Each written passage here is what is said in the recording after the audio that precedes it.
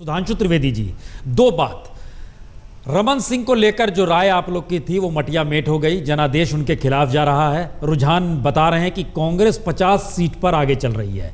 दूसरी बात, जब जब अल्टरनेटिव आएगा बीजेपी को लोग चूज नहीं करेंगे या बीजेपी क्राइसिस में आ जाएगी। ये दिल्ली में आम आदमी पार्टी के सामने आते ही लगने लगा है। 2014 का रास्ता कैसे नाप पाएंगे सुधांशु जी? देखिए, छत्तीसगढ़ में जो अभी चुनावी रुझान प्राप्त हो रहे हैं वो थोड़ा हमारी अपेक्षाओं से भिन्न है, ये मैं स्वीकार कर रहा हूं। यद्यपि हमें अंतिम परिणाम आने तक प्रतीक्षा करनी चाहिए, उसके बाद हम इस पे पूरा अपना विश्लेषण करके निष्कर्ष निकालेंगे। हो सकता है कि जो कांग्रेस के नेताओं की नक्सलियों द्वारा हत्या हुई थी उसकी उनको कुछ सहानुभूति मिली हो, या लोकल स्तर पर कुछ एंटी इनकम्बेंसी हमारे खिलाफ काम की हो। ये तो पूरा परिणाम आने के बाद और उसके बाद सारे रिजल्ट्स के जो हमारे पास इन्फ्रेंसेज आएंगे उसके उपरांत हम निर्णय ले पाएंगे जी।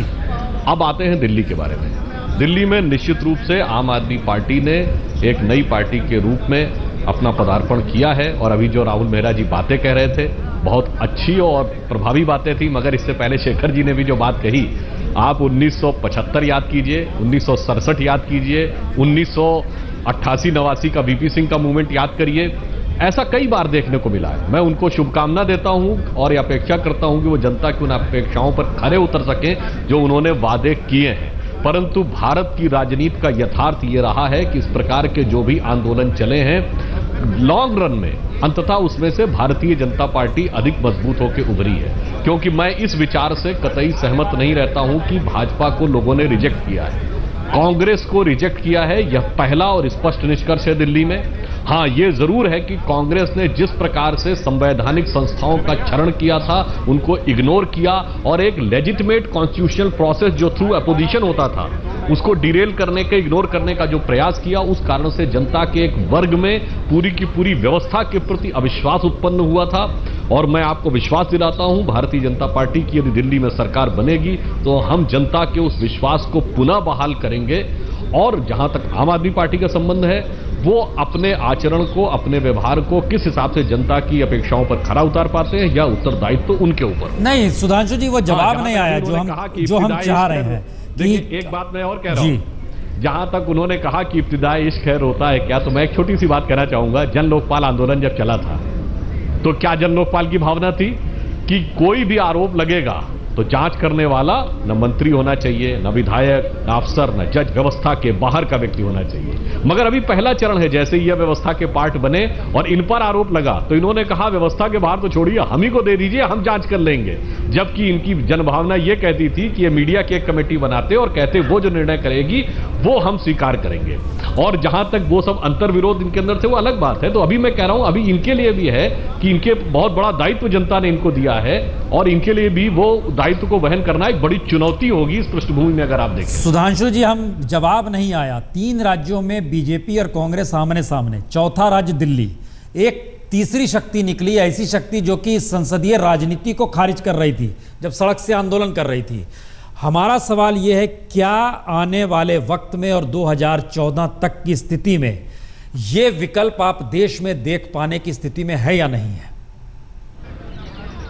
देखिए, 2014 के चुनावों में मुख्य मुकाबला कांग्रेस और भाजपा के बीच होगा और इन चुनाव परिणामों का स्पष्ट निष्कर्ष है कि जनता ने कांग्रेस को रिजेक्ट किया है। और जो तीसरी शक्ति के प्रादुर्भाव की आप बात कर रहे हैं, तो मैं आपको याद दिलाना चाहता हूं, स्वयं आम आदमी पार्टी के सर्वे में उन लोगों ने यह स्वीकार किया कि उनके 49% लोगों ने यह माना कि केंद्र में प्रधानमंत्री के रूप में श्री नरेंद्र मोदी बेहतर होंगे। तो बहुत साफ है कि जो कुछ भी दिल्ली में हुआ है इसका विधानसभा पे परिणाम चाहे जो भी हो, लोकसभा में यह हमारी विजय का ही मार्ग प्रशस्त करने जा रहा है। और हम लोकसभा में जो जनता ने जो इन विधानसभा चुनावों में जो परिणाम दिए हैं उससे जो हमें दायित्व मिला है, हम लोकसभा में उससे बेहतर प्रदर्शन करेंगे और स्पष्ट रूप से अपनी सरकार बनाने में सफल होंगे, ऐसी मेरी आशा है। जी राहुल जी, क्या कहना चाह रहे थे आप? ये एक धारणा गलत है कि आम आदमी पार्टी जो है वो 2014 में, जैसे पहले इन्होंने सोचा कि हम विधानसभा में भी बिल्कुल नाम मात्र ही रहेंगे, हमारा कोई वजूद नहीं है।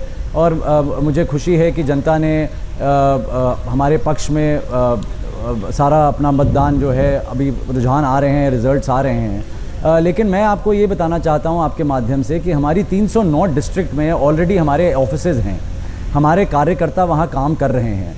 22 ऐसे हमारे स्टेट्स हैं हिंदुस्तान की जहां पर हमारी प्रेजेंस है। तो हमें आप अगर नकारना चाहते हैं तो ज़रूर नकारिए, लेकिन 2014 में हम आपके सामने एक और अपना तीसरा जो पक्ष है वो रखेंगे।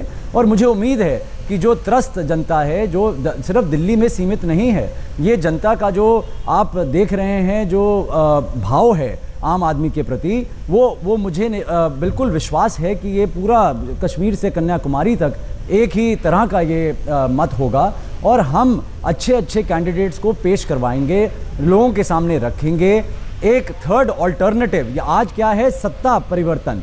कांग्रेस जाएगी तो उनका भाई बीजेपी आ जाएगा, बीजेपी जाएगी तो बहन कांग्रेस आ जाएगी। ये चलता रहा, अगर नहीं होगा तोड़ मरोड़ कर देंगे, लेकिन अच्छा काम नहीं करेंगे। कॉमन अपना जो एजेंडा है उसको हम फुलफिल नहीं करेंगे, जनता को हम इधर से उधर भटकाते रहेंगे। तो हम तो एक पक्ष पेश करने आए हैं, सत्ता को और राजनीति को यहाँ पर चेंज करने आए हैं। हमारा सत्ता से लेना देना कोई नहीं है। हाँ, पॉलिटिक्स में सत्ता होती है और सत्ता हमारे लिए इतना ही मायना रखती है जिससे हम आम आदमी के प्रति उनका हक उन तक पहुंचा सकें। हमारा सिर्फ यही एक दायित्व है और हम कोशिश करेंगे कि उस दायित्व पे हम खरे उतरें। अगर ना उतरें तो जनता जनार्दन है और जनता को हम इतना बल और शक्ति देंगे कि वो हमारे साथ भी वही सलूक करें जो आज वो किसी और के साथ कर। आज यकीनन वो कांग्रेस के साथ हो रहा है। लेकिन राशिद अलवी साहब, शीला दीक्षित पीछे लगातार चल रही हैं और जानकारी के मुताबिक वो तकरीबन 4,500 वोट जो पीछे चल रही थी वो अभी भी लगातार बना हुआ है।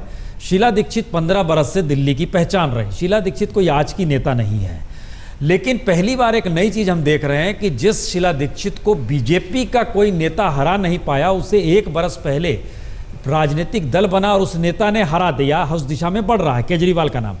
क्या आप आने वाले वक्त में ये देख रहे हैं वो चेहरा कि जनता के बीच से कोई नया नायक निकलेगा, या आपको लगता है कि पारंपरिक तौर पर जो पीएम का कैंडिडेट नरेंद्र मोदी के तौर पर बीजेपी ने दिया है और आप लोग नहीं देते हैं लेकिन गांधी परिवार सामने रहता है, इन्हीं परिस्थितियों में चीजें टकराएंगी या कुछ नया नायक निकलकर आएगा? आपको संकेत क्या लगते हैं इससे?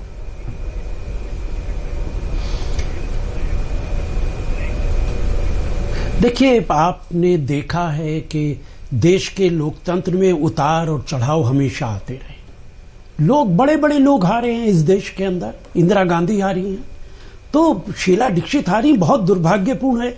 मैंने कभी ये सोचा भी नहीं था कि शीला दीक्षित हार सकती हैं। उन्होंने बहुत काम किया है, लेकिन आज इस सबको दोहराने की जरूरत नहीं। लेकिन जहां तक नरेंद्र मोदी जी का ताल्लुक है, आप लोकसभा के चुनाव को विधानसभा के चुनाव से मुकाबला मत कीजिए। आज भ्रष्टाचार एक मुद्दा था, आज महंगाई एक बड़ा मुद्दा था, लेकिन आप यकीन मानिए 2014 में नरेंद्र मोदी अपने आप में एक बड़ा मुद्दा होंगे कि उन्हें देश का प्रधानमंत्री बनाया जाए या ना बनाया जाए। जहां तक हमारा ताल्लुक है, आप कहते हैं कि हम प्रधानमंत्री का उम्मीदवार तय नहीं करते। वाजपेयी जी, आप बहुत सीनियर आदमी हैं, हम कभी संविधान के साथ खिलवाड़ नहीं करते। ये इख्तियार किसका है कि प्रधानमंत्री कौन बने? ये इख्तियार चुने हुए पार्लियामेंट के मेंबर्स का है कि वो ये तय करें कि प्रधानमंत्री कौन होगा। इसीलिए चुनाव से पहले हम कभी ये नहीं कहते कि ये प्रधानमंत्री होगा। बीजेपी ने, बल्कि बीजेपी ने भी नहीं, आरएसएस ने एक फैसला किया और निर्देश दिया बीजेपी को कि नरेंद्र मोदी को मानो आप। ये फैसला बीजेपी का नहीं है, बीजेपी को तो निर्देश दिया गया। मेरा मानना है कि ये फैसला देश के संविधान के साथ खिलवाड़ है। नहीं राशिद साहब, ये इख्तियार एक बात बताइए राशिद साहब, जो आपने कह दिया प्रधानमंत्री बनेगा, कौन 2009 के चुनाव के वक्त राशिद साहब, सोनिया गांधी से ये पूछा गया था, उस तरफ से लाल कृष्ण आडवाणी है, आपका कौन होगा? तो उन्होंने कहा था मनमोहन सिंह होंगे।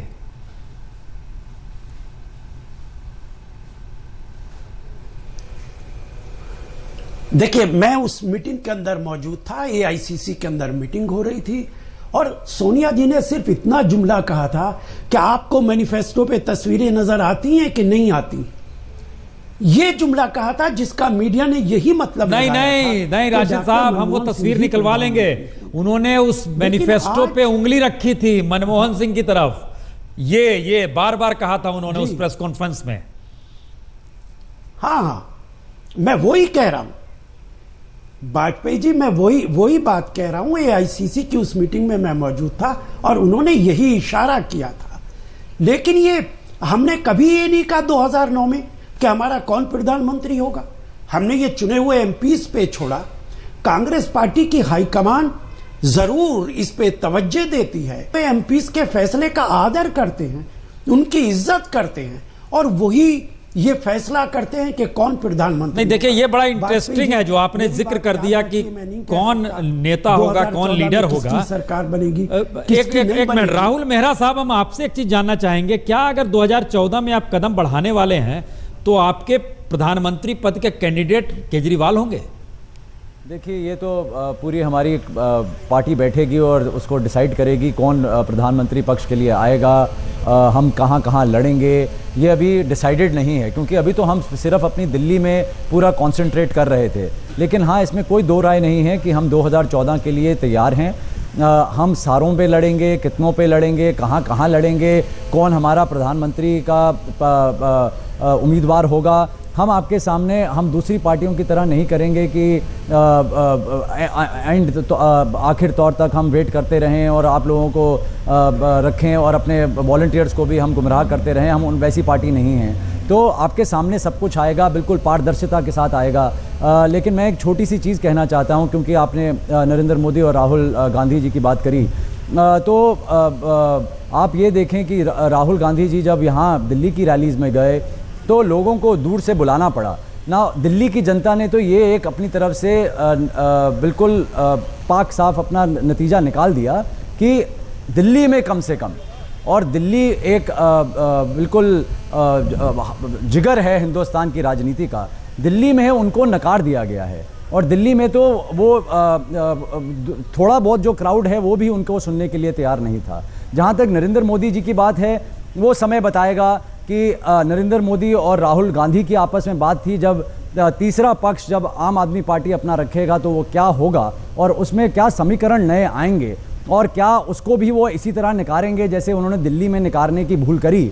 तो वो उनका पक्ष है, वो अपनी इंडिपेंडेंट पार्टीज़ हैं, उनको हक है जिस तरीके से वो अपनी राजनीति करना चाहें। लेकिन अभी दिल्ली दूर है, मैं सबको सिर्फ यही कहना चाहता हूं। जी नहीं, ये बड़ा महत्वपूर्ण है। देखिए, चूंकि बीजेपी दिल्ली में 34 सीटों पर आगे है, बहुमत से 2 सीट कम है, आम आदमी पार्टी 27 सीटों पर आगे चल रही है, एक परिणाम भी आ गया है उसके पक्ष में। कांग्रेस 7 सीटों पर। शायद ये कांग्रेस के लिए भी कहीं बड़ा सोचने का वक्त आ गया है कि किस स्थिति में अगर विकल्प पैदा होते हैं तो पहला सफाया क्या उसी का होगा, अगर वो सत्ता में मौजूद है